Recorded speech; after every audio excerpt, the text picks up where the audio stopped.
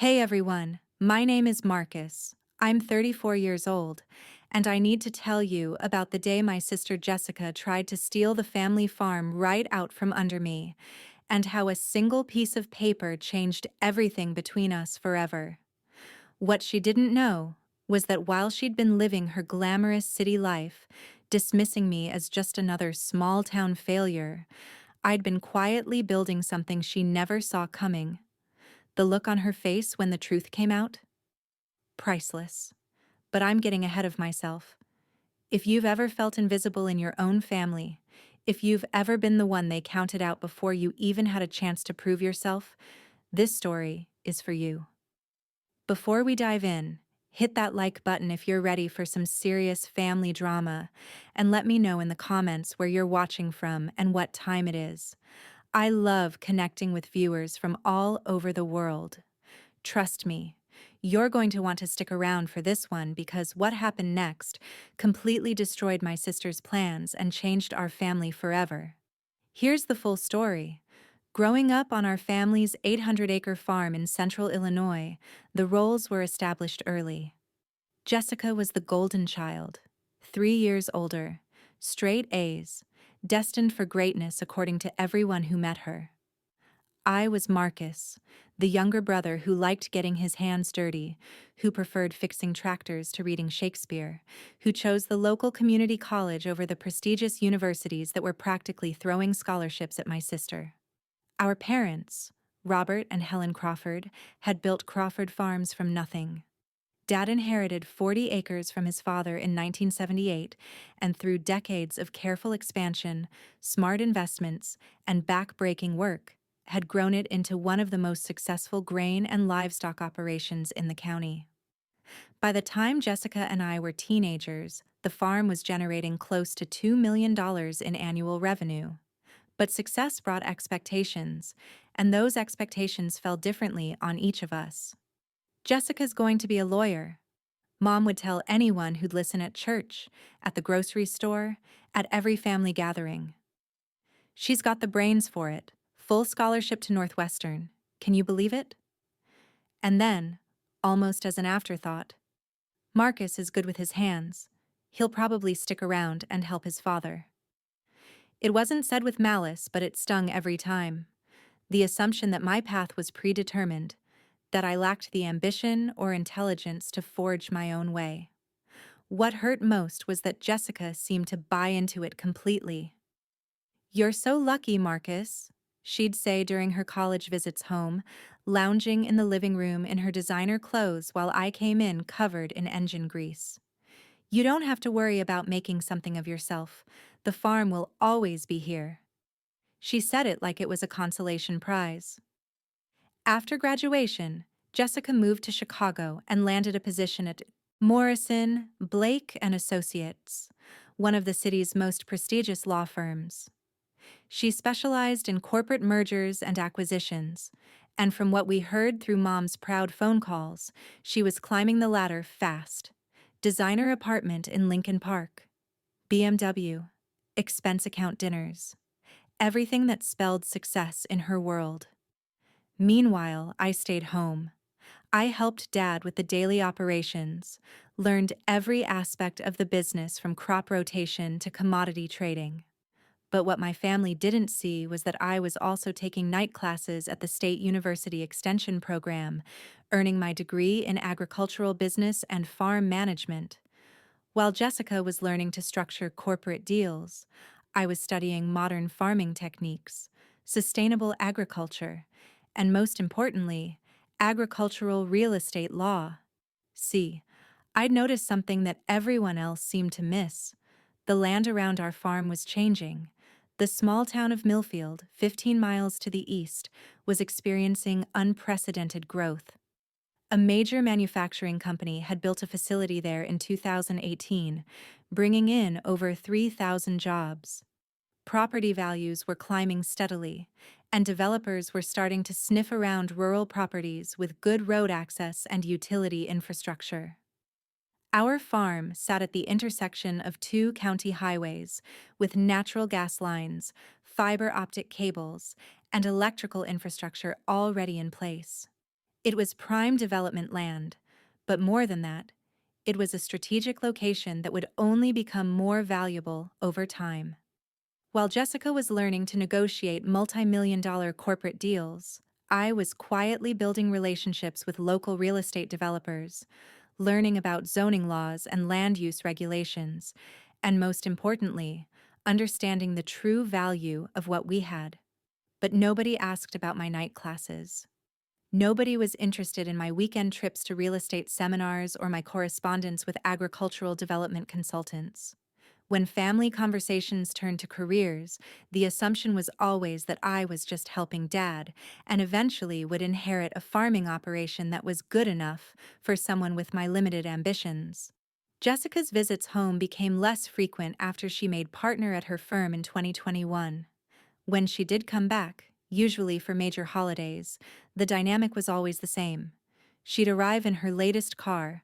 Last Christmas, it was a gleaming white Tesla Model S, wearing clothes that cost more than most people made in a month, carrying stories about high-profile clients and seven-figure deals. "How's the farming business?" she'd ask me with that particular smile that somehow managed to be both condescending and sympathetic at the same time. "It's good," I'd say, not bothering to elaborate. What was the point? She'd already decided what my life looked like. The conversations at family dinners revolved around her cases, her promotions, her travels. When Dad tried to bring up farm, business, a particularly good harvest, a new equipment purchase, expansion plans, Jessica would nod politely and then steer the conversation back to her world. "That's great, Dad," she'd say. "Speaking of investments, I just closed a deal for a client acquiring a renewable energy company. $200 million transaction, the complexity of the regulatory compliance alone." And off she'd go, leaving the rest of us to nod along as she described a world none of us really understood, but all of us were supposed to be impressed by. What stung wasn't her success. I was genuinely proud of what she'd accomplished. What hurt was the assumption that her success was inherently more valuable than anything the rest of us might achieve.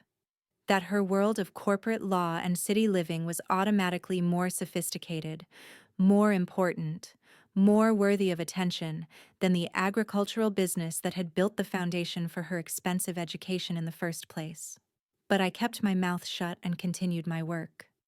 During the day, I managed crop rotations, maintained equipment, handled livestock operations, and dealt with the dozens of daily decisions that kept a modern farming operation running smoothly. At night and on weekends, I studied land development, attended agricultural business conferences, and built a network of contacts in agricultural real estate and development. By early 2023, I'd completed my bachelor's degree in agricultural business and was halfway through a master's program in agricultural economics and land management. I'd also started a side consulting business, helping other farm families navigate the complexities of agricultural real estate development and land use optimization. My client list included 3 families in the county who'd successfully transitioned portions of their agricultural land to higher value uses while maintaining farming operations on the remainder. I'd helped the Morrison family lease 50 acres to a solar energy company for $200 per acre annually, more than they'd ever made farming that ground. The Henderson farm had developed a premium wedding venue on their property that generated over $300,000 annually while still maintaining their cattle operation. But the most significant project was still theoretical. For over 2 years, I'd been working with a development consulting firm to analyze the potential for our own land. The preliminary studies were astounding. Crawford Farms sat at what the consultants called a convergence point. Excellent highway access, existing utility infrastructure, proximity to the growing employment center in Millfield, and topography that was ideal for both commercial and residential development. The northern 200 acres, which were currently planted in corn and soybeans, could potentially be developed into a mixed-use commercial and residential complex. The projected value? Conservative estimates put it at $48 million for development rights alone, not including the ongoing agricultural use of the remaining 600 acres. But here's the thing, I hadn't shared any of this with my family. Part of it was strategic. Premature disclosure of development potential could complicate farming operations and family dynamics before we were ready to make any decisions. But part of it, if I'm being honest, was personal. I was tired of being seen as the kid brother who'd never amount to anything beyond helping Dad with the family business. I wanted to have something substantial to show before I revealed what I'd been working on. I wanted to prove that my path, the one they'd all assumed was small-time and limited, could be just as valuable as Jessica's corporate career. I had no idea how soon that opportunity would come, or how explosive the revelation would be. Everything changed on a cold February morning in 2023. Dad had been dealing with some health issues. Nothing immediately life-threatening, but serious enough to make him start thinking about the future of the farm. At 71, he'd been slowing down, and his recent heart episode had scared all of us. He called Jessica and me into the kitchen after breakfast on a Saturday morning. Mom was there too, her hands wrapped around her coffee mug in that way she did when she was nervous about difficult conversations. "I've been thinking," Dad began, his voice carrying that careful tone he used for important discussions. "It's time we talked about what happens to this place when your mother and I are gone." Jessica had driven down from Chicago the night before for one of her increasingly rare family visits. She was dressed casually for her, designer jeans that probably cost more than most people's monthly car payment, a cashmere sweater, and those expensive boots that somehow managed to look both practical and luxurious. "Dad, you're going to be around for decades," she said with that bright, professional smile she used to reassure clients. "But I think it's smart to have these conversations." "The farm is worth a lot of money now," Dad continued. "More than it's ever been. The land alone is probably worth 15, maybe $20 million. And that's just as agricultural property. The equipment, the buildings, the livestock operation. We're looking at a substantial estate." I saw Jessica's eyes sharpen with interest. For all her success in Chicago, I knew she was still paying off law school loans and carrying a hefty mortgage on her Lincoln Park condo. $20+ million was serious money, even for someone pulling down a partner's salary at a major law firm. "The question is how to handle the transition fairly," Dad said. "Marcus has been here, learning the business, dedicating his life to this place. But Jessica, you've built your own successful career. I want to make sure we do right by both of you." This was the moment I'd been both anticipating and dreading. The conversation about succession planning that every family farming operation eventually had to have. "I think," Jessica said slowly, and I could see her shifting into lawyer mode. "The most logical approach would be to liquidate the agricultural assets and divide the proceeds equally. That way, we both benefit from the value Dad and Mom have built, and Marcus can use his share to start whatever kind of business he wants, maybe in town where there are more opportunities." I felt something cold settle in my stomach. She was talking about selling the farm. Everything Dad had built, everything our family had worked for, reduced to a check to be split between us.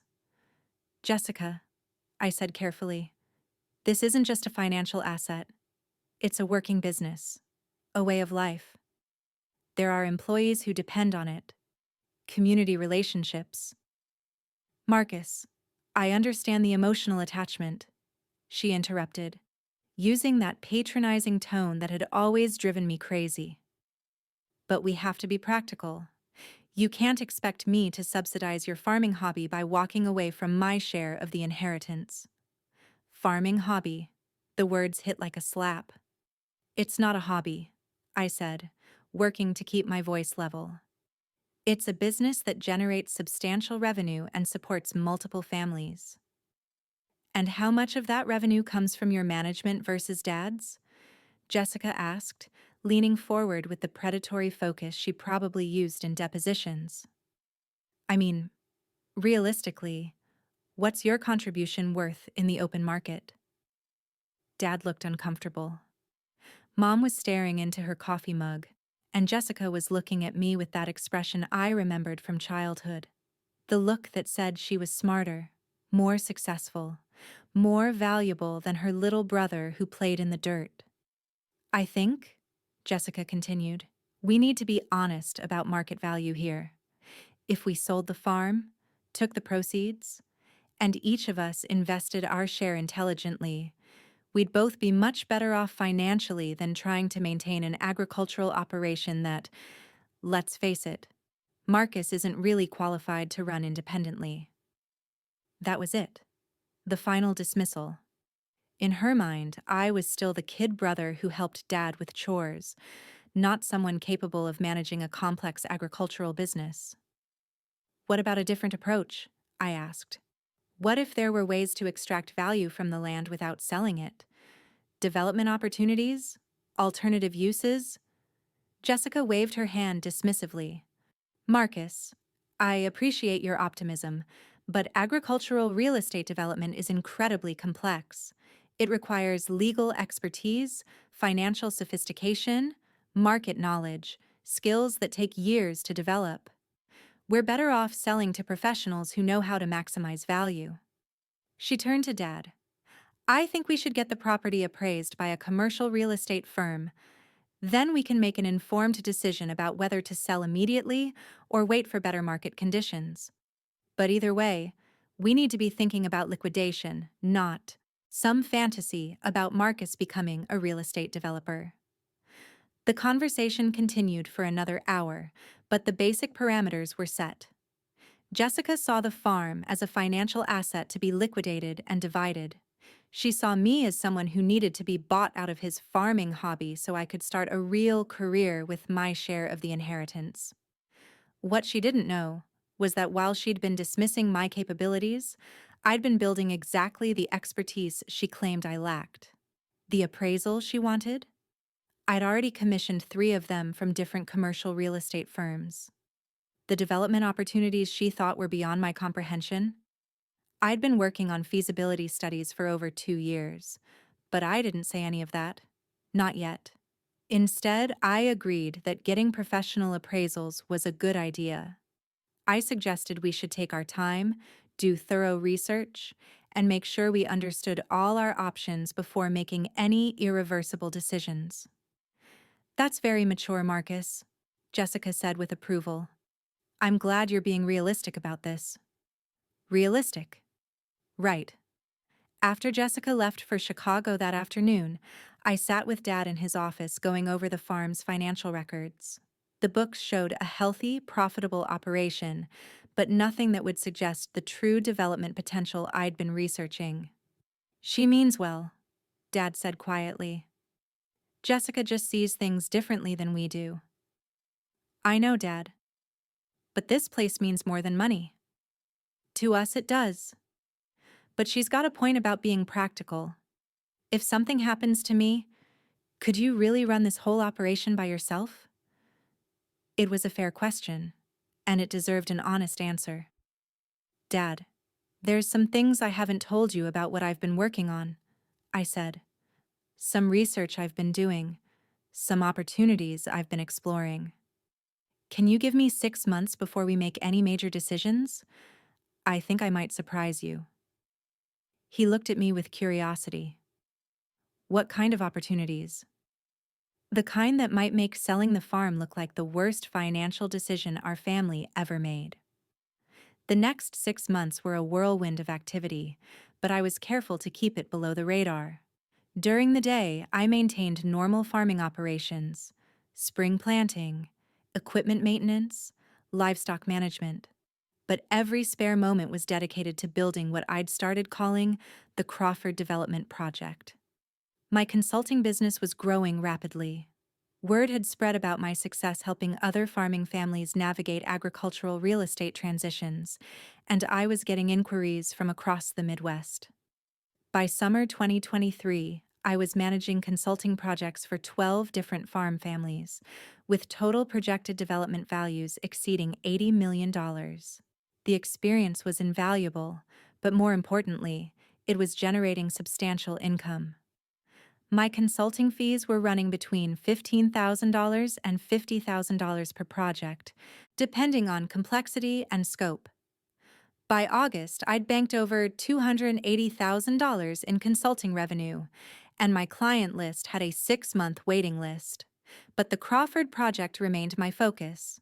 Working with Hammond Development Consulting, a firm based in Indianapolis that specialized in agricultural land transitions, I'd commissioned comprehensive feasibility studies for every possible development scenario.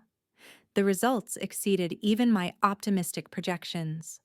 The northern 200 acres with highway frontage and existing utility infrastructure could support a mixed-use development with retail, office, and residential components.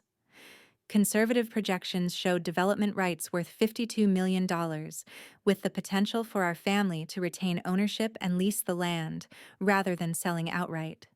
Annual lease income could reach $2 million per year, escalating with market conditions.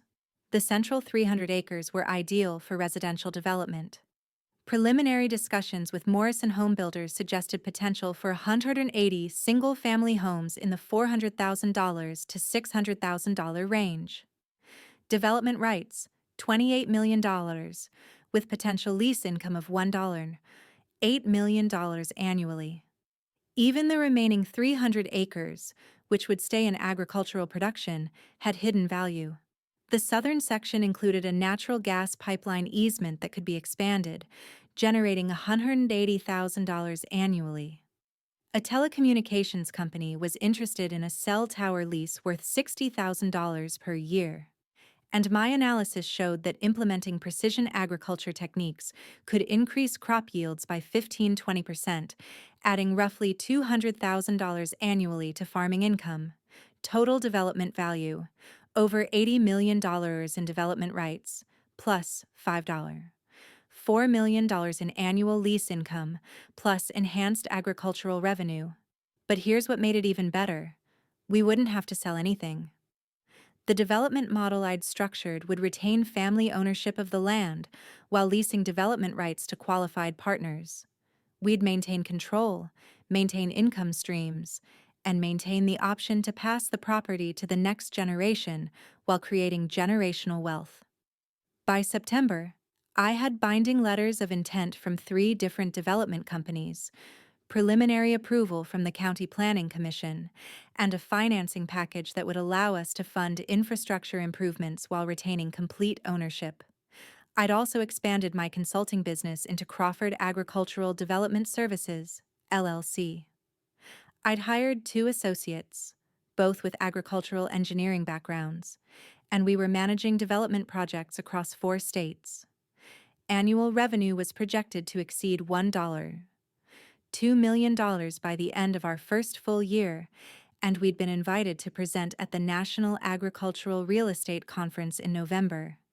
But I still hadn't told my family any of this. Part of my reluctance was strategic. Agricultural development projects require careful timing and coordination. Premature disclosure can complicate land use planning and create unrealistic expectations. But the bigger reason was personal. I wanted to see Jessica's face when she realized how badly she'd underestimated me. The opportunity came sooner than I expected. In October, Dad mentioned casually that Jessica had been pressuring him to move forward with property appraisals and succession planning. She'd found a commercial real estate firm in Chicago that specialized in agricultural property liquidation, and she wanted to get the process started. "She thinks we should have everything appraised and listed by spring," Dad said. "Strike while the market's hot." "What did you tell her?" "I told her we'd discuss it at Thanksgiving. She's planning to drive down with some papers for us to look at." Papers. Knowing Jessica, that meant she'd already started the legal process of preparing the farm for sale. "Dad, remember when I asked for 6 months to show you some opportunities I'd been working on?" "I remember." "Well, it's time." I spent the next 3 weeks preparing a presentation that would change everything. Professional binders with feasibility studies, financial projections, letters of intent, and legal documentation. I had architectural renderings of potential developments, economic impact studies, and detailed timelines for implementation. I also had something else, a business plan for Crawford Agricultural Development Services that showed how my consulting business could generate more annual income than the farm had ever produced, while simultaneously managing the development of our own property. The weekend before Thanksgiving, I drove to Indianapolis for a final meeting with Hammond Development Consulting. The lead partner, Patricia Hammond, had been working with agricultural families for over 20 years, and she'd never seen a project with more potential than ours. "Marcus, what you've put together here is extraordinary," she said as we reviewed the final documentation. "The financial projections are conservative, the legal structure is sound, and the market timing is perfect. Your family is sitting on a gold mine." I just hope they see it that way. Well, the numbers don't lie. 80 million in development value, plus sustained annual income, plus retention of family ownership. Most families would kill for these options. She paused and looked at me seriously. "I have to ask, why keep this secret for so long? Most families want to be involved in planning of this magnitude." I thought about how to explain family dynamics to someone who didn't know Jessica, didn't know the years of subtle dismissal and condescension. Let's just say I wanted to make sure I had all my facts straight before presenting the opportunity. Patricia smiled. "Well, your facts are definitely straight. This is some of the most thorough agricultural development planning I've seen. You've thought of everything. Everything except how my sister was going to react when her assumptions about my capabilities got blown to pieces." Jessica arrived Wednesday night before Thanksgiving, driving her new Tesla and carrying a leather portfolio that probably cost more than most people's monthly salary. She'd brought her boyfriend, David, a fellow attorney from her firm, who spent most of dinner talking about their recent vacation to Napa Valley and their plans to buy a weekend house in Michigan. "The market timing is perfect," Jessica explained as Mom served dessert. "Agricultural real estate values are at historic highs, but there are indicators that suggest we might be approaching a peak. If we're going to liquidate, now is the time." She opened her portfolio and spread out documents across the kitchen table: property appraisals, marketing materials from her chosen real estate firm, preliminary legal documents for estate planning. "I've had the Chicago firm do some preliminary research," she continued. "They think we're looking at somewhere between 18 and 22 million for the entire property, depending on market conditions when we list." Dad and Mom looked at the papers with expressions that mixed interest with uncertainty. This was their life's work being reduced to numbers on legal documents. "The beauty of liquidation," David added, clearly trying to impress my parents with his financial sophistication, "is that it converts illiquid agricultural assets into liquid capital that can be invested more efficiently." Jessica and Marcus could each take their inheritance and diversify into portfolios that generate better risk-adjusted returns than farming. I'd been quiet through most of this presentation, but that last comment pushed me over the edge. "What kind of returns are we talking about?" I asked. "Well, conservatively, a balanced portfolio might generate 6 to 8% annually," David said. "On $10 million, that's $600,000 to $800,000 per year, with much less risk and labor than agricultural operations." "That's interesting," I said. "So you think $600,000 to $800,000 per year is a good return on this property?" "It's excellent, actually. Very competitive with current market conditions." Jessica was nodding along with David's analysis, probably already mentally spending her inheritance on a bigger apartment and a nicer car. "Well," I said, standing up from the table, "before we make any irreversible decisions, I think you should see what I've been working on." I went to my truck and retrieved the presentation materials I'd prepared. 3 professional binders, each containing complete documentation for different aspects of the Crawford development project. When I came back into the kitchen, Jessica looked at the binders with amusement. "Marcus, what's all this?" "This," I said, placing the first binder in front of Dad, "is a comprehensive feasibility study for agricultural development of our property. This one," I placed the second binder in front of Mom, "is a complete financial analysis of development options and projected returns. And this," I set the third binder in front of Jessica, "is documentation of binding commitments from development partners." Jessica opened her binder with the kind of indulgent smile you'd give a child showing off a crayon drawing. "Marcus, I appreciate your enthusiasm, but agricultural development is incredibly complex. You can't just—" She stopped talking. Her face went very still as she read the first page of the feasibility study. "What exactly am I looking at here?" she asked, her voice suddenly sharp with attention. "You're looking at a professional development analysis prepared by Hammond Development Consulting, one of the premier agricultural real estate firms in the Midwest. Keep reading." The room went quiet except for the sound of pages turning. Dad and Mom were looking through their binders with growing amazement. Jessica was reading with the focused intensity she usually reserved for complex legal documents. "Marcus," Dad said quietly, "this says the development value is over $80 million. That's the conservative estimate. With optimal market conditions, it could go higher." Jessica looked up from her binder. "Who prepared these studies?" "Hammond Development Consulting did the feasibility analysis. Morrison Engineering handled the technical assessments. Hartwell and Associates provided the legal structure recommendations. All 3 firms are nationally recognized in agricultural development." "And you commissioned all this work yourself?" "I did, over the past 2 years." David was looking over Jessica's shoulder at the financial projections. "These numbers can't be right. 5.4 million in annual lease income? Those numbers are based on binding letters of intent from 3 different development companies. The documentation is in Section 4. Jessica flipped to Section 4 and found herself looking at formal commitment letters from Morrison Home Builders, Crossroads Commercial Development, and Midwest Infrastructure Partners.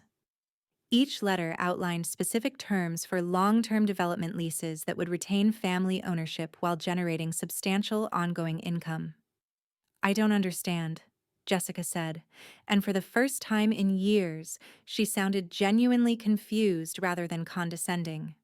When did you learn how to do this?" "I've been studying agricultural development and land use planning for the past 4 years. I have a bachelor's degree in agricultural business, and I'm finishing my master's in agricultural economics. I also run a consulting business that helps farming families navigate exactly these kinds of transitions." "A consulting business?" Mom asked. "Crawford Agricultural Development Services. We're currently managing projects in 4 states with combined development values exceeding $120 million. The silence that followed was unlike anything I'd ever experienced in our family. Jessica was staring at the financial projections like they were written in a foreign language. David was flipping through legal documents that clearly exceeded his understanding of agricultural law. Mom and Dad were looking at me like they were seeing me for the first time. "Marcus," Jessica said slowly, "these projections show annual income that's more than I make as a partner at my firm. The development lease income alone would be $4 million annually, escalating with market conditions. That's not including enhanced agricultural revenue from the portions that stay in farming, or the income from my consulting business." "Your consulting business generates how much?" David asked. "We're projected to exceed $2 million in revenue this year. Next year, we're expanding into agricultural technology consulting, which should add another $800,000 to $1 million. Jessica closed her binder and looked at me with an expression I'd never seen before. Not condescension, not dismissal, but something like shock mixed with respect. "Why didn't you tell us about any of this?" she asked.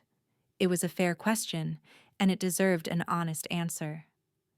Because every time I tried to talk about agricultural development or land use optimization, you told me I was being unrealistic. Every time I mentioned studying business or working on projects, you assumed I was talking about farming hobby stuff. You made it clear that you thought I wasn't capable of understanding complex financial or legal concepts. Marcus, I never said, Jessica, 3 hours ago you told Dad and Mom that agricultural real estate development requires legal expertise, financial sophistication, and market knowledge that take years to develop. You said we should sell to professionals who know how to maximize value. She had the grace to look embarrassed. What you didn't know, I continued, is that I've spent the last 4 years developing exactly those skills. The feasibility studies in front of you represent 2 years of professional research. The business plan for Crawford Agricultural Development Services has been refined through practical experience with 12 different client families. The financial projections are based on binding commitments from development partners I've been working with for over a year. Dad was shaking his head slowly. Marcus, this is incredible work. But why keep it secret? We could have been planning together, as a family. Because I wanted to prove I was capable of this level of work before I asked you to trust me with the family's future. Because I was tired of being seen as the kid brother who needed to be bought out of his farming hobby so he could start a real career. I looked at Jessica. Because I wanted to show my successful lawyer sister that her little brother might actually understand complex financial and legal concepts after all. The room was quiet for a long moment. Finally, Jessica spoke. Marcus, I owe you an apology. I completely underestimated what you've been doing, what you're capable of. These projections, this business plan, this is sophisticated work. Thank you. But I have to ask, are you sure about these numbers? 80 million in development value seems almost too good to be true. I opened my laptop and pulled up the electronic files I'd prepared for exactly this question. The development value is based on comparable sales analysis from Hammond Development. Similar properties in similar markets have sold for between $180,000 and $280,000 per developable acre. We have 480 developable acres. Do the math. I showed them the comparable sales data, the demographic studies, the infrastructure analysis, the market timing reports. The reason the value is so high is that we're sitting at a convergence point. Excellent highway access, existing utilities, proximity to major employment growth, ideal topography for development. Properties like this don't come on the market often. And the annual lease income? David asked. Based on similar lease structures from my consulting clients, the Morrison family is generating $1,200 per acre annually from their solar lease. The Henderson farm is making $300,000 per year from their event venue development. The Williams family just signed a residential development lease that will generate $8 million annually for 50 years. I had documentation for all of it: client case studies, financial reports, legal agreements, everything needed to demonstrate that my projections weren't wishful thinking, but were based on proven results from actual projects. So instead of selling the farm for $20 million and splitting the proceeds, I said, we could retain ownership, generate $4 million annually in lease income, maintain enhanced agricultural operations on the remaining acreage, and still have an asset worth over $80 million that we can pass to the next generation. Jessica was quiet for a long time, reading through the documentation with the careful attention she usually reserved for major legal cases. Marcus, she finally said, this changes everything. What happened next was unlike anything in our family's history. For the first time, Jessica was asking me questions instead of making assumptions about my capabilities.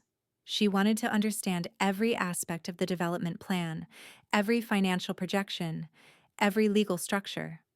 Walk me through the zoning process, she said, settling into full attorney mode. We need conditional use permits for the mixed-use development and residential subdivisions. I've already met with the County Planning Commission twice.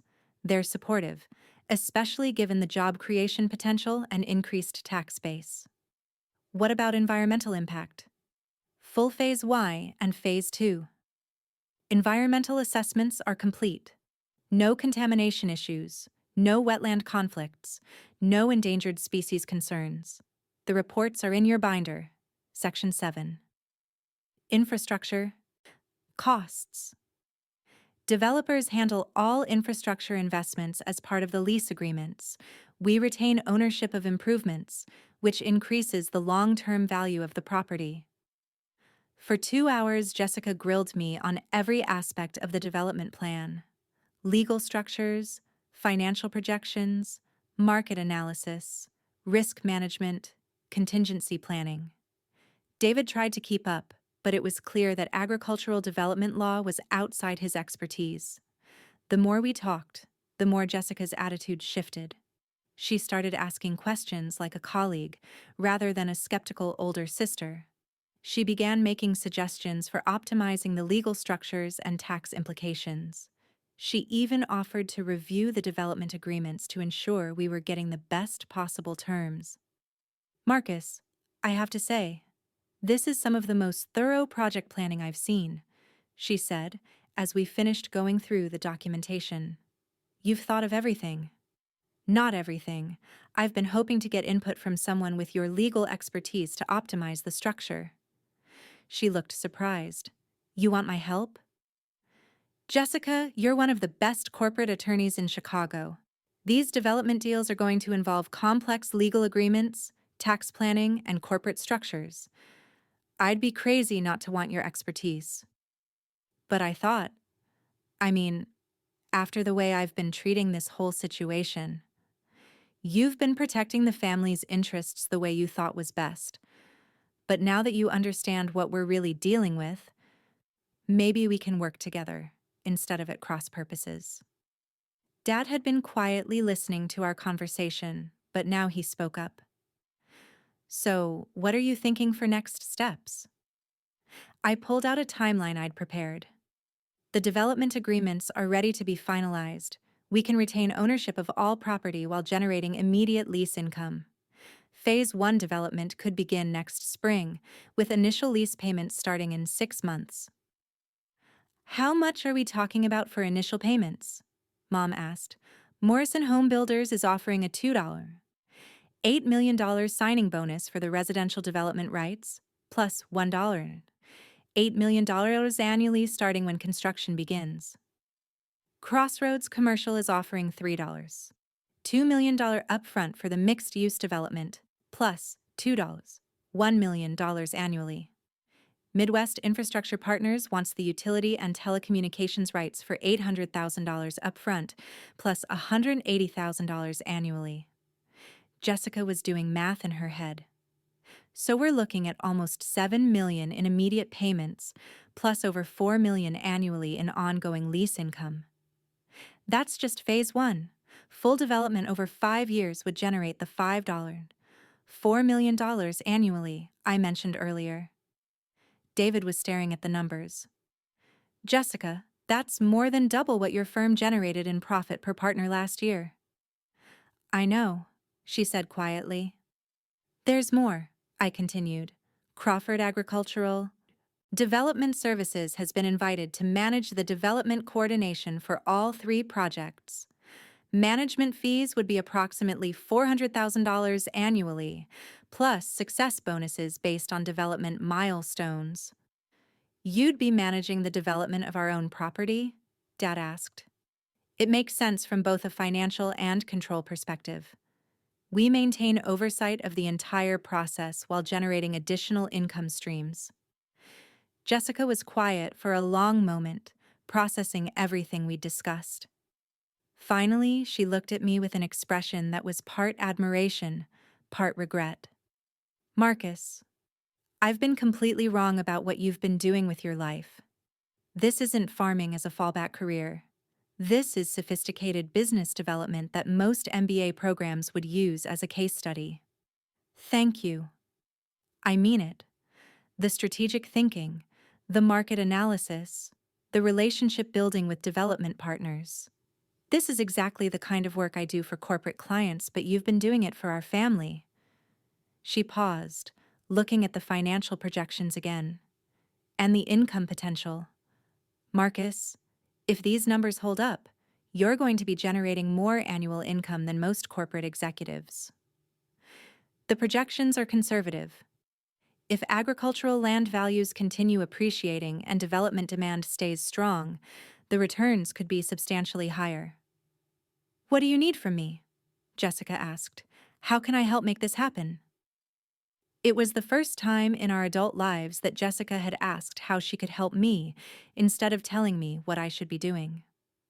Legal review of all development agreements, tax optimization for the family partnership structure, maybe coordination with your firm's real estate practice group if we need additional expertise. Done. I'll clear my schedule next week to review everything. Jessica, I said, there's something else. She looked at me expectantly. I know I kept this secret longer than I should have, but part of the reason was that I needed to prove to myself that I could do this level of work, that I wasn't just the little brother who helped Dad with farming, but someone capable of managing complex business development. Marcus, you've definitely proved that. What I'm hoping is that we can be partners going forward. Your legal expertise and my development experience could be a powerful combination for managing not just our family's property, but potentially other opportunities. Jessica's eyes lit up with interest. What kind of other opportunities? I've got 6 farming families on my consulting waiting list, representing over $200 million in potential development value. If we work together, we could build something really significant. You're talking about expanding Crawford Agricultural Development Services? I'm talking about creating a family business that combines agricultural development expertise with sophisticated legal and financial services. Crawford Family Holdings, maybe. Agricultural development, land use consulting, estate planning for farming families. That's actually a brilliant business model. I think so, and I think we'd be incredibly effective working together. Jessica looked at Dad and Mom, then back at me. Marcus, 6 months ago, I thought you needed help figuring out what to do with your share of the farm inheritance. Now you're proposing a business partnership that could be worth more than anything either of us has built individually. Is that a yes? She smiled, genuinely smiled, without any trace of the condescension that had marked our relationship for years. That's definitely a yes. The week after Thanksgiving transformed our family relationships in ways I never could have anticipated. Jessica postponed her return to Chicago and spent 5 days going through every aspect of the Crawford development project, with the intensity she usually reserved for major corporate deals. She identified 17 ways to optimize the legal structures, suggested tax strategies that would save us over $400,000 annually in the first phase alone, and recommended corporate governance structures that would protect our interests while maximizing flexibility for future expansion. But more than the professional expertise, what struck me was how differently she treated me. Gone was the patronizing tone, the automatic assumption that her perspective was more sophisticated than mine. Instead, she asked questions about my experience, sought my opinion on strategic decisions, and treated me like the business partner I'd unknowingly become. Marcus, I have to apologize for something, she said as we worked through development timelines in Dad's office. I've been treating you like you were still the kid brother who helped with farm chores, when you've actually been building expertise that most people spend decades developing. I appreciate that. No, I mean it. The relationship network you've built, the technical knowledge you've acquired, the strategic thinking behind this development plan, it's sophisticated work. I've been an ass about acknowledging that. She paused, looking at the financial projections spread across the desk. And the income potential from what you've built? Marcus, you're going to be making more money than I am, and I'm a partner at one of Chicago's most prestigious law firms. Money isn't everything, I said, though I'd be lying if I said financial success didn't feel good after years of being seen as the family member who'd chosen the economically limited path. No, but it's validation, and you deserve that validation. Over the next several days, we developed a comprehensive plan for moving forward. Jessica would take a leave of absence from her law firm to help establish the legal and corporate structures for both the development project and our expanded consulting business. I would continue managing day-to-day development, coordination while building Crawford Agricultural Development Services into a regional operation. The financial projections were staggering. Between development lease income, agricultural operations, and our expanded consulting business, we were looking at combined annual revenue exceeding $8 million within 3 years. But perhaps more important than the money was the shift in family dynamics. For the first time, Mom and Dad were seeing me as the business leader I'd become, rather than their younger son who'd stayed home to help with farming. Jessica was treating me as an equal partner rather than someone who needed guidance about career decisions. The most significant moment came when we were finalizing the partnership agreement for Crawford Family Holdings. Jessica had drafted corporate documents that formalized our working relationship and defined responsibilities for managing both our family's development project and our expanded consulting business. "I want to propose something," Jessica said as we reviewed the final documents. "The partnership structure gives us equal ownership of the consulting business, but you should be the managing partner. You built this expertise, you developed the client relationships, you understand the market better than I do. Jessica, your legal expertise is crucial to everything we're doing. And I'll be general counsel and handle all legal and regulatory aspects, but you should be CEO. This is your vision, your strategy, your execution." It was a moment I'd never imagined, my successful, accomplished older sister voluntarily stepping aside to let me lead the business I'd built. "Are you sure about that?" "Marcus, 6 months ago I was trying to convince Dad to sell the farm because I didn't think you were capable of managing complex business decisions. Now I'm asking you to be CEO of a company that could be worth more than my law firm partnership. Yeah, I'm sure." The development agreements were finalized in January 2024. Morrison Home Builders, Crossroads Commercial Development, and Midwest Infrastructure Partners all signed long-term leases that retained our family ownership while generating immediate income. The signing bonus payments totaled $8 million. The annual lease income started at $2 million, and would escalate to over $4 million within 3 years. Enhanced agricultural operations on the remaining 300 acres would generate an additional $350,000 annually using precision farming techniques. Crawford Agricultural Development Services officially became Crawford Family Holdings in February, with Jessica as general counsel and me as CEO. Our client waiting list had grown to 22 farming families across 6 states, representing over $380 million in potential development value.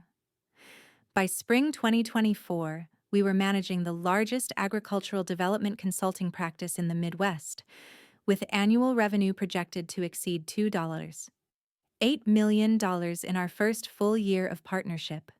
But the most satisfying moment came at Easter dinner, when extended family gathered to hear about our development success. Aunts, uncles, and cousins who'd always seen me as the Crawford kid who'd stayed home to help with farming were suddenly asking for business advice and investment opportunities. "Marcus," my Uncle Tom said over dessert, "I heard you and Jessica are making more money than doctors now." "We're doing well," I said, not wanting to get into specific numbers. "Better than well," Jessica interjected. "Marcus built something extraordinary. I'm just lucky he let me join the team. She looked at me with genuine pride, and I realized that everything had changed. Not just our financial situation, not just our business prospects, but the fundamental dynamic of our relationship. I was no longer the little brother who'd chosen the limited path. I was the business partner who'd built something valuable enough to change both our lives. By summer 2024, the success of our development project had created ripple effects throughout our community and extended family that I never could have anticipated. The Crawford Family Holdings consulting practice was receiving inquiries from farming families as far away as Nebraska and North Carolina, all seeking guidance on agricultural development opportunities. But it was the local impact that felt most significant. The mixed-use development on our northern 200 acres was creating over 400 construction jobs and would support approximately 150 permanent positions once completed. The residential development was bringing young families to the area, reversing decades of rural population decline. Property values throughout the county were rising as developers recognized the potential of agricultural land with good infrastructure and highway access. "Marcus, you've started something here," said County Commissioner Janet Morrison during a planning meeting. "Other farming families are looking at development opportunities they never considered before. We're seeing economic growth that we haven't experienced in 20 years." The recognition felt good, but what felt better was the respect I was earning from people who'd known me my entire life. The bank president who'd seen me as Robert Crawford's son was now seeking my advice on agricultural lending strategies. The local real estate broker who'd assumed I'd never leave the county was asking me to consult on development projects across 3 states.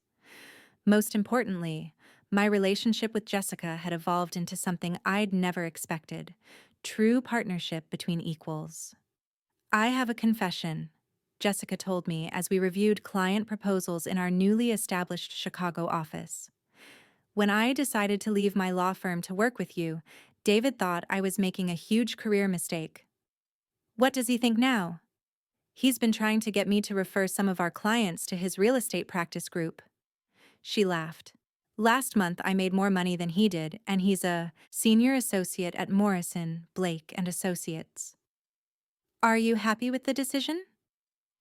Jessica looked around our office, a professional space in downtown Chicago that served urban farming families who needed sophisticated development guidance, and smiled. "Marcus, I spent 8 years climbing the corporate law ladder, working 80-hour weeks to make partner at a prestigious firm. The work was intellectually challenging, but it was always about making rich people richer through corporate deals that didn't really matter to anyone."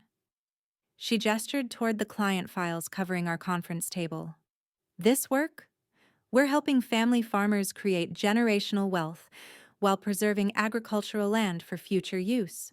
We're supporting rural economic development and helping communities grow sustainably. And we're making more money doing work that actually matters." "No regrets about leaving the prestigious law firm?" "My only regret is that it took me so long to recognize what you were building." By fall 2024, Crawford Family Holdings was managing development projects worth over $500 million across 8 states. Our success had attracted attention from agricultural investment firms, real estate development companies, and even university agricultural programs that wanted to study our development model. The Harvard Business School contacted us about developing a case study on agricultural land development and family business transitions. The National Agricultural Real Estate Conference invited me to be the keynote speaker for their 2025 convention. But the most satisfying recognition came from an unexpected source. Morrison, Blake and Associates, Jessica's former law firm, reached out to discuss a potential partnership. They wanted to add agricultural development expertise to their corporate practice and were offering substantial compensation for consulting arrangements. "They want both of us," Jessica explained after her meeting with the firm's managing partner. "You as the agricultural development expert, me as the attorney who understands how to structure these deals. They're talking about a 7-figure consulting contract." "What did you tell them?" I told them we'd consider it, but only if they understand that Crawford Family Holdings is the senior partner in any arrangement. We're not looking to be consultants for their clients. We're looking for legal support for our clients. The conversation represented everything that had changed in our relationship. A year earlier, Jessica would have assumed that working with her prestigious Chicago law firm would be an obvious step up for me. Now she was protecting our business interests and ensuring that any partnership recognized the value of what we'd built together. Actually, I said, I think we should pass on their offer. Really? Why? Because we've built something that's ours. We control our client relationships. We set our own standards. We make our own decisions about which opportunities to pursue. Why give that up to be consultants for someone else's clients? Jessica grinned. That's exactly what I was hoping you'd say. The decision to turn down Morrison, Blake and Associates felt like a milestone. 2 years earlier, I would have been intimidated by the thought of rejecting an offer from one of Chicago's most prestigious law firms. Now, I recognized that what we'd built was more valuable than what they were offering. By Christmas 2024, our development consulting practice was booked solid through the end of 2025. The agricultural development on our own property was generating over $6 million annually in lease income, plus enhanced farming revenue that had increased by 30% through precision agriculture techniques. Jessica had purchased a house 15 minutes from the farm, a beautiful property on 30 acres that gave her the space and quiet she'd never known she wanted after years of city living. She was dating a local veterinarian who appreciated her intelligence without being intimidated by her success. I'd moved into a custom-built house on 50 acres adjacent to the original farm property, close enough to maintain oversight of agricultural operations, spacious enough to reflect the success I'd achieved, private enough to enjoy the quiet satisfaction of work well done. But the most meaningful change was in our family relationships. Dad, now 73, had stepped back from day-to-day farming operations to focus on what he'd always loved most: the land itself, the seasonal rhythms of agriculture, the satisfaction of raising livestock and growing crops. He was relieved of the financial stress that had worried him as he approached retirement, secure in knowing that the farm would continue generating income for future generations. Mom had started a small business selling premium baked goods to the restaurants and cafes that were opening in our increasingly prosperous county. She was making more money from her hobby than she'd ever imagined, and enjoying the recognition of her skills outside the traditional farm wife role. And Jessica and I had found something neither of us had expected: a working partnership that combined our different strengths into something more powerful than either of us could have achieved alone. Marcus, she said as we worked late one evening preparing for a presentation to a farming family in Iowa, I owe you more than an apology for underestimating you. I owe you thanks for letting me be part of what you built. We built it together. No, you built the foundation, the technical expertise, the client relationships, the strategic vision. That was all you. I just helped with the legal structure and business optimization. Jessica, without your legal expertise and business sophistication, we'd still be a small consulting practice instead of a regional development firm. We needed both skill sets to get where we are. She looked at the financial projections we'd been reviewing. Crawford Family Holdings was on track to generate over $2 million in consulting revenue in 2025, plus the ongoing lease income from our own development projects. You know what the best part is? She asked. What's that? We proved that there are multiple ways to build a successful career. I spent years thinking that corporate law in Chicago was the pinnacle of professional success, and that anything else was settling for less. And now?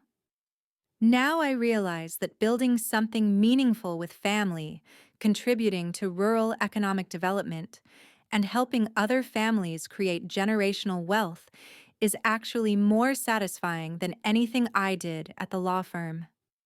She paused, looking out the window at the farm property where we'd grown up, now transformed into a thriving mixed-use development that supported hundreds of jobs while maintaining agricultural operations.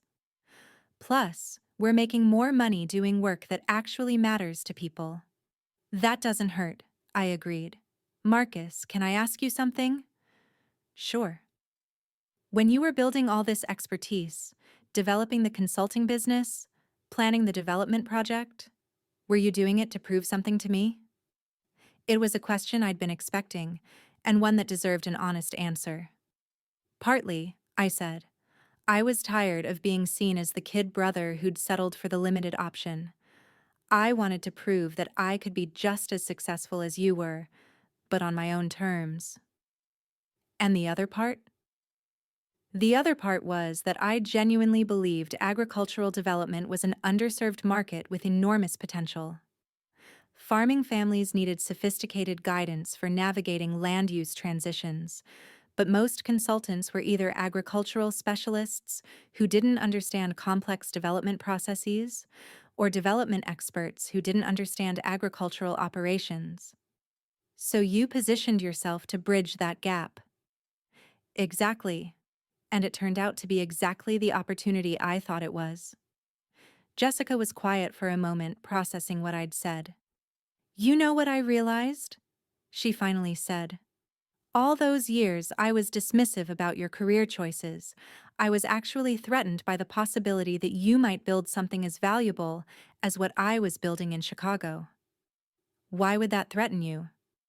Because it would mean that staying local, working with family, building something connected to our community, that those weren't limited choices, but valid paths to success. And if those were valid paths, then maybe my choice to leave for the big city wasn't automatically superior. She looked at me with something that might have been regret. I think I was protecting my own choices by dismissing yours. Well, it worked out, I said. Your legal expertise and business sophistication were crucial to optimizing what I'd built. We needed both perspectives to create what we have now. True partnership between equals. Finally. As I write this in September 2025, almost 2 years after that explosive Thanksgiving conversation, it's hard to believe how much has changed. Crawford Family Holdings now manages agricultural development projects worth over $800 million across 12 states. We employ 14 consultants, agricultural engineers, and legal specialists. Our client waiting list extends into 2027, and we're turning down projects because we can't handle the volume of requests. The development of our own property has exceeded every projection. The mixed-use commercial development is fully leased and generating $8 million annually. The residential development sold all 180 homes within 8 months of completion, with buyers willing to pay premium prices for the quality of life our rural location offered, with urban amenities nearby. The enhanced agricultural operations on our remaining 300 acres are producing record yields and profits using precision farming techniques, sustainable practices, and direct-to-consumer marketing strategies. We're generating over $400,000 annually from farming operations that previously netted less than $150,000. Total annual income from our property, over $2 million. All while retaining family ownership and maintaining the agricultural character that makes this place special. But the financial success, as satisfying as it is, isn't what I'm most proud of. What I'm most proud of is the relationships we've built and the lives we've changed. Jessica and I have developed a working partnership that combines our different strengths into something more powerful than either of us could have achieved alone. She handles all legal and regulatory aspects of our consulting practice, while I focus on technical development and client relationships. We make decisions together, share responsibilities equally, and genuinely respect each other's expertise.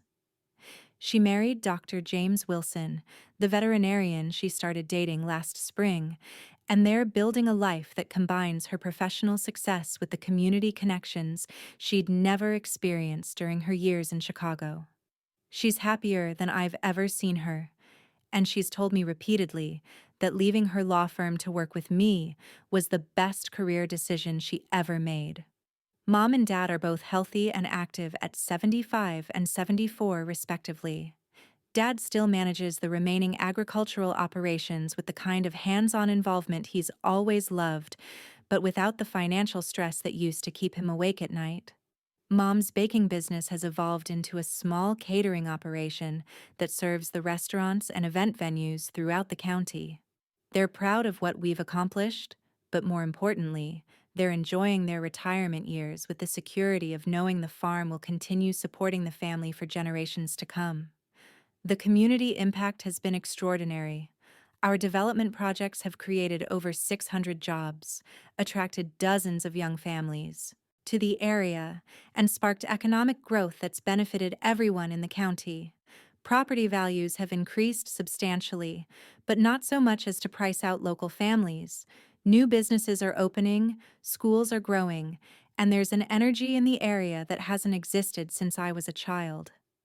3 other farming families in the county have completed development projects using our consulting services, generating millions in additional economic activity and creating hundreds more jobs. The Crawford model of agricultural development, retaining family ownership while partnering with developers for sustainable growth, is being studied by universities and replicated by farming families across the Midwest. I'm currently dating Sarah Martinez, an agricultural engineer who joined our consulting team last year. She's brilliant, ambitious, and understands both the technical and business aspects of what we do.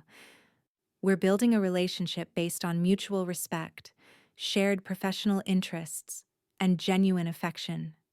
Everything I'd hoped to find but wasn't sure I'd have the opportunity to experience in a small rural community.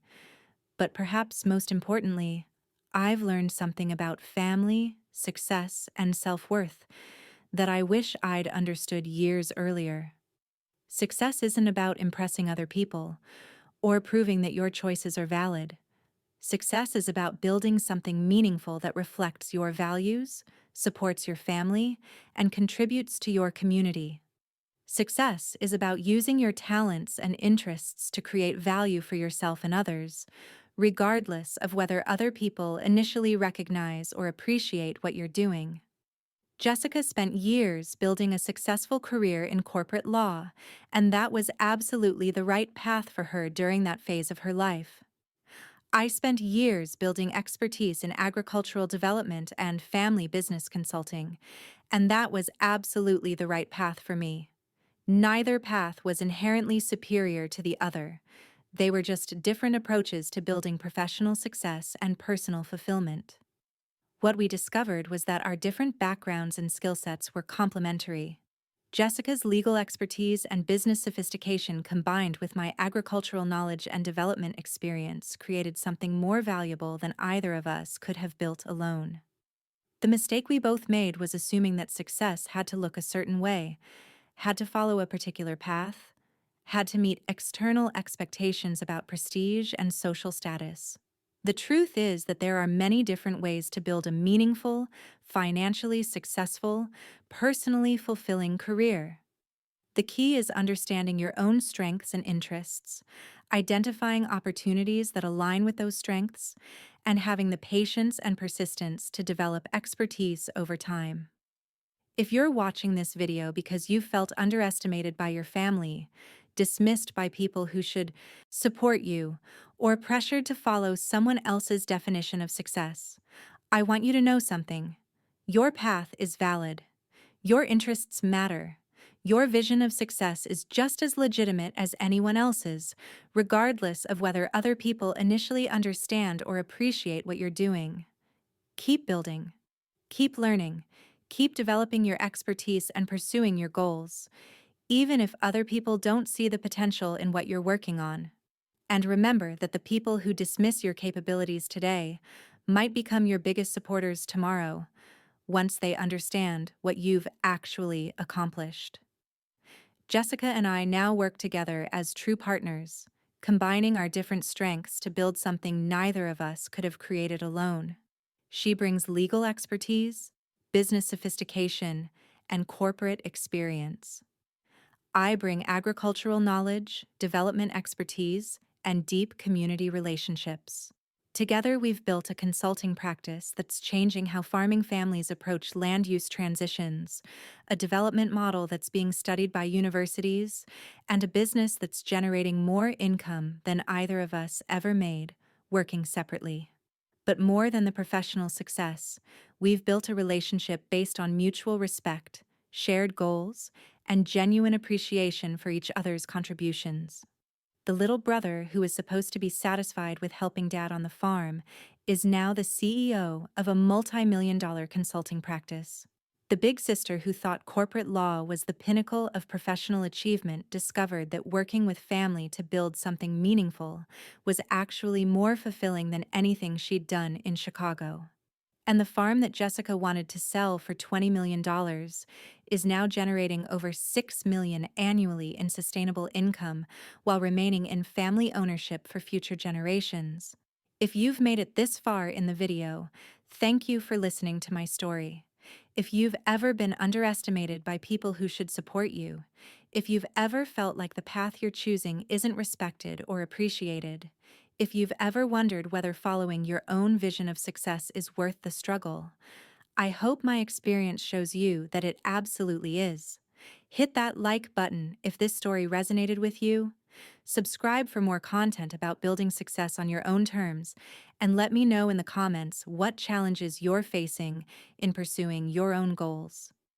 I read every comment and try to respond to as many as possible.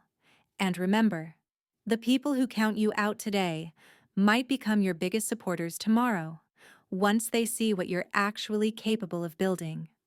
Thanks for watching, and I'll see you in the next video.